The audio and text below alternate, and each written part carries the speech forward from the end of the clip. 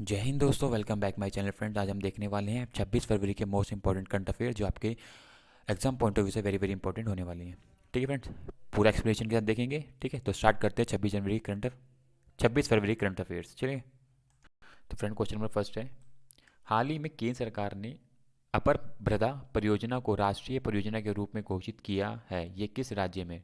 ठीक है ना, अपर भ्रदा को अब एक राष्ट्रीय परियोजना घोषित किया गया है, तो वो किस राज्य में फ्रेंड? तो वो है कर्नाटक राज्य में। ठीक है ना, तो अब कर्नाटका को इस परियोजना के थ्रू पानी की जो दिक्कत होती थी वो उसकी समस्या खत्म हो जाएगी। इसमें तकरीबन 12,500 करोड़ रुपए का निवेश किया जाएगा ताकि इसके अंदर जो भी मध्य कर्नाटका को पानी की कमी से निकाला जा सके। ठीक है, तो अप्रभृता परियोजना कर्नाटका में स्थित है। ठीक है, याद रखना, यहाँ से क्वेश्चन है तो इजीली अटेम्प्ट कर ले। और बाकी यहाँ पे कर्नाटका की राजधानी बेंगलुरु, गवर्नर और मुख्यमंत्री यहाँ पे दिए गए हैं। ठीक है फ्रेंड्स, तो फ्रेंड ये पिक्चर आप देख सकते हो अपर भ्रदा प्रोजेक्ट की। ठीक है ना, कुछ ये इलाके जो कवर किए जाएंगे, इतना हेक्टेयर सिंचाई की जाएगी, तो ये सब चीज़ें यहाँ पे लिखी गई जो आपके एग्जाम पॉइंट ऑफ व्यू से भी इंपॉर्टेंट है, यहाँ पे लिखा गया है। तो एक बार इसको जरूर पढ़ लेना आप। ठीक है फ्रेंड्स, क्वेश्चन नंबर सेकंड है, समाचारों में देखा जाने वाला इंट्राकोटिल विजुअल प्रोस्थेसिस आईसीवीपी किस क्षेत्र से संबंधित है?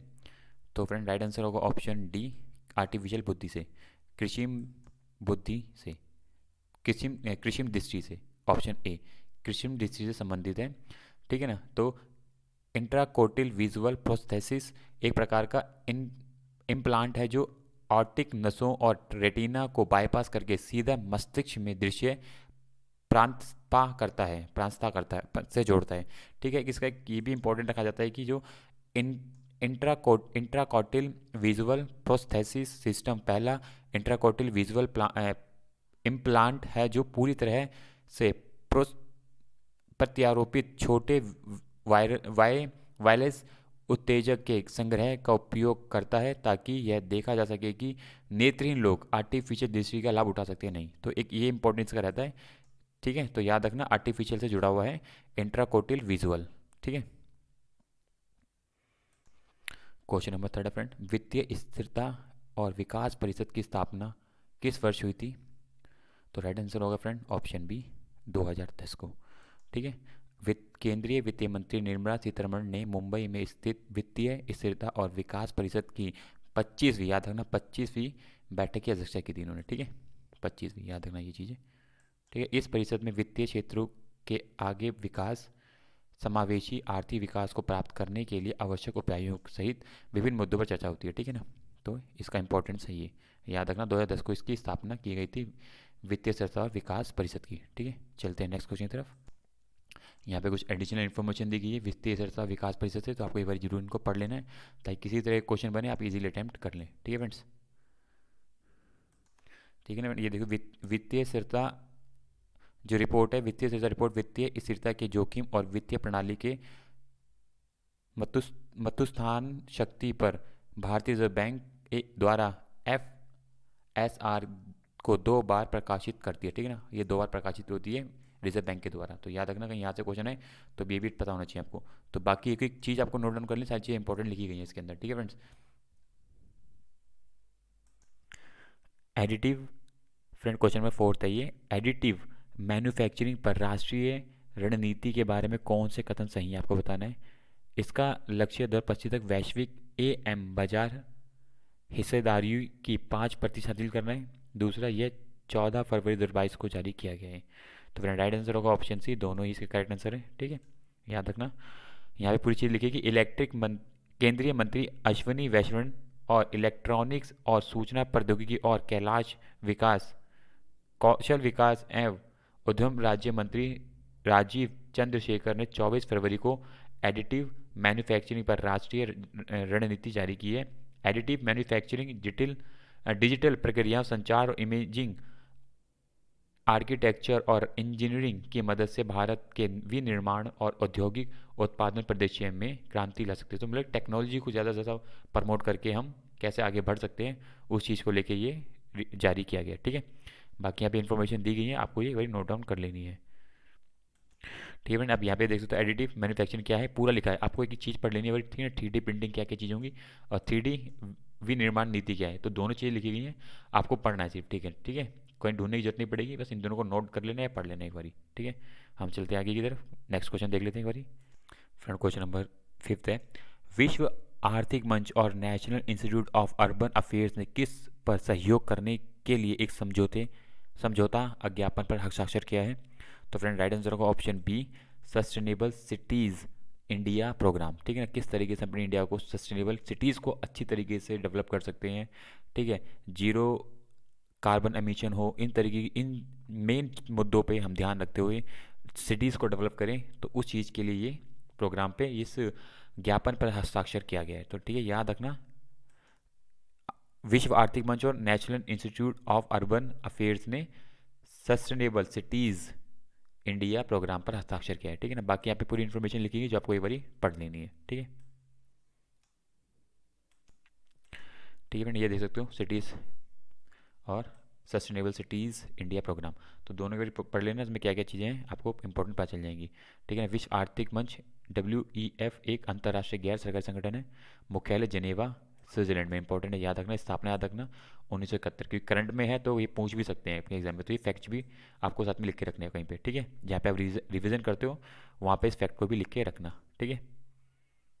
फ्रेंड क्वेश्चन नंबर 6 है, सौर प्रोटॉन घटनाओं के बारे में निम्नलिखित में क्या सही है, आपको बताना है सौर प्रोटॉन के बारे में, ठीक है।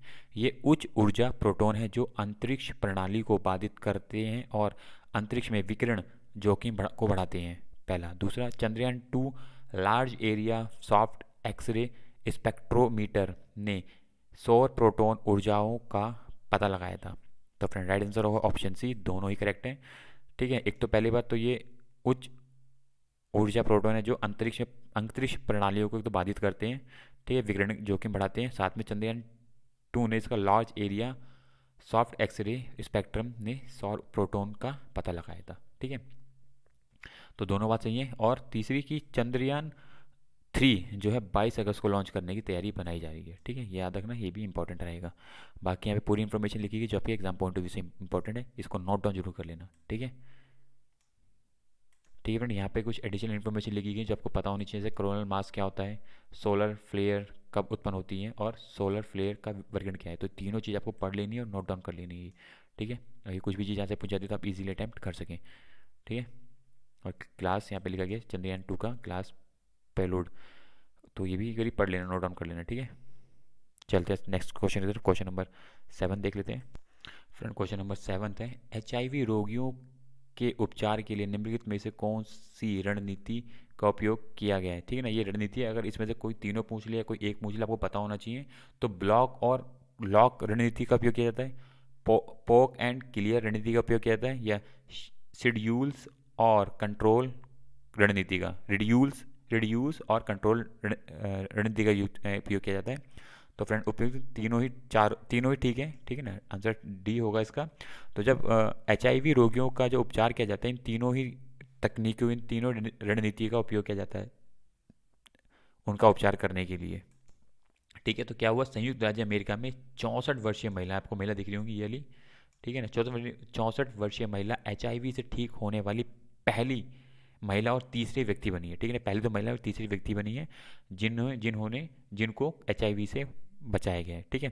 तो बेसिकली इसमें देखो, जो ये उपचार के लिए जो यूज़ करते हैं ना, जो आपकी सेल्स होती हैं, जो हमारी कोशिकाएं होती हैं, उन कोशिकाएं जो मर जाती है, जो निष्क्रिय हो जाती हैं, वो हमारी जो और अंदर की कोशिकाओं उनको भी ख़राब कर रही होती हैं। तो ब्लॉक एंड लॉक टेक्नोलॉजी का रणनीति का उपयोग करके उन कोशिकाओं को हटाया जाता है। फिर रिड्यूस और कंट्रोल रणनीति का उपयोग करके जो बची हुई कोशिकाओं को जो आकार जो कम कर रही होती है उनको भी निकाला जाता है। तो इस तरीके की टेक्नोलॉजी को यूज़ करके ये निकाला जाता है, ठीक है, याद रखना इंपॉर्टेंट रहेगा ये, ठीक है फ्रेंड। एक तो ये याद रखना, कभी बारी एड्स की फुल फॉर्म पीछे लेती है, तो आपको पता होना चाहिए एक्वायर्ड इम्यूनो डेफिशिएंसी सिंड्रोम, इसकी फुल फॉर्म है एड्स की, जो HIV संक्रमण का सबसे उत्पन्न चरण होता है, ठीक है ना। तो याद रखना, ये भी इंपॉर्टेंट पॉइंट रहेगा। अगर आपको फ्रेंड डीप नॉलेज चाहिए तो आप, ये मैंने लिखा बता भी रखा है कैसे इलाज हुआ, ठीक है ना, और यहाँ पे सारी चीज़ें लिखी गई हैं, तो आपको इनको पढ़ लेने के बाद ताकि आपको एक ओवरव्यू मिल सके एक्चुअल में बैकग्राउंड में क्या है, ठीक है। फ्रेंड क्वेश्चन नंबर 8 है, महात्मा गांधी नरेगा के लिए लोकपाल ऐप किसके द्वारा लॉन्च की गई है, ठीक है ना। महात्मा गांधी जो नरेगा जो स्कीम थी उसमें लोकपाल ऐप लॉन्च की गई है, तो किसके द्वारा लॉन्च की गई है फ्रेंड, राइट आंसर होगा ऑप्शन डी, गिरिराज सिंह के द्वारा। ठीक है, इन्होंने ये ऐप लॉन्च करी है। बेसिकली केंद्रीय ग्रामीण विकास और पंचायती राज्य मंत्री गिरिराज सिंह ने महात्मा गांधी नरेगा के लिए लोकपाल ऐप लॉन्च कर दी है, जिसके अंदर जो भी लोक लोकपाल जो ऐप रहेंगी, ई गवर्नेंस की दिशा में पारदर्शिता लाने के लिए, जवाबदेही सुनिश्चित करने के लिए इस ऐप को लॉन्च किया गया। ठीक है, बेसिकली इसका मेन कारण ये है। अगर हम बात करें, जो नरेगा थी को 23 अगस्त 2005 को संसद द्वारा पारित किया गया। ठीक है, 2 फरवरी 2006 को लागू हुई। अक्टूबर 2019 में राष्ट्रीय ग्रामीण रोजगार गारंटी अधिनियम 2005 में संशोधन किया गया और इसका नाम बदल के नरेगा में बदल दिया गया। ठीक है ना, मनरेगा बोलते थे, फिर इसको नरेगा में बदल कर महात्मा गांधी नरेगा कर दिया गया। ठीक है, याद रखना इसको। 2009 में इस पर चेंजेस लाए गए थे संशोधन करके। ठीक है, इंपॉर्टेंट रहेगा, याद रखना ये चीज़ें। बाकी यहाँ पे इस ऐप के बारे में लिखा गया है, क्या चीज़ है और ऐप के लाभ क्या रहेंगे, अब ये पढ़ सकते हो पूरा का पूरा। ठीक है फ्रेंड्स, एक बार जरूर पढ़ लेना ताकि कुछ भी आए तो आपको पता हो। फ्रेंड, क्वेश्चन नंबर 9 है, राकेश शर्मा को किस बैंक ने अपना एमडी और सीईओ नियुक्त किया है?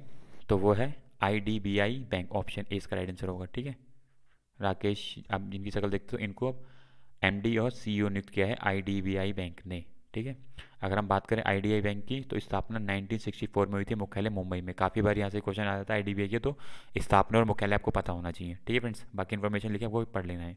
चलते हैं नेक्स्ट क्वेश्चन की तरफ। फ्रेंड, क्वेश्चन नंबर 10 है, हडल ग्लोबल 2022 के दौरान केरल स्टार्टअप मिशन ने किस कंपनी के साथ साझेदारी की है? तो फ्रेंड, राइट आंसर होगा ऑप्शन डी, गूगल के साथ।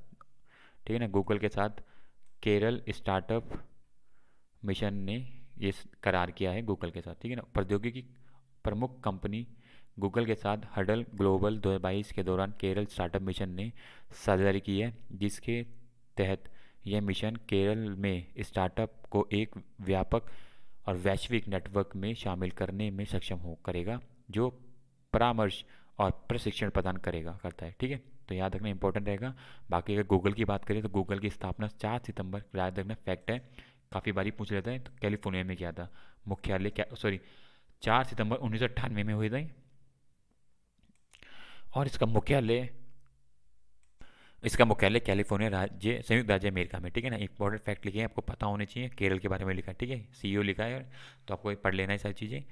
तो फ्रेंड, ये 10 क्वेश्चन थे करंट अफेयर्स के, जो आपके एग्जाम पॉइंट ऑफ व्यू से इंपॉर्टेंट है, तो याद रखना इनको। ठीक है, नोट डाउन करना और साथ में रिवीजन करते रहना। बस आपको रिवीजन महीने, एक आध महीने मारते रहना, ताकि आपको ध्यान रहे इन क्वेश्चंस के बारे में। ठीक है फ्रेंड्स, तो फ्रेंड आज के लिए इतना ही। Thank you for watching my video. Bye, thank you friends.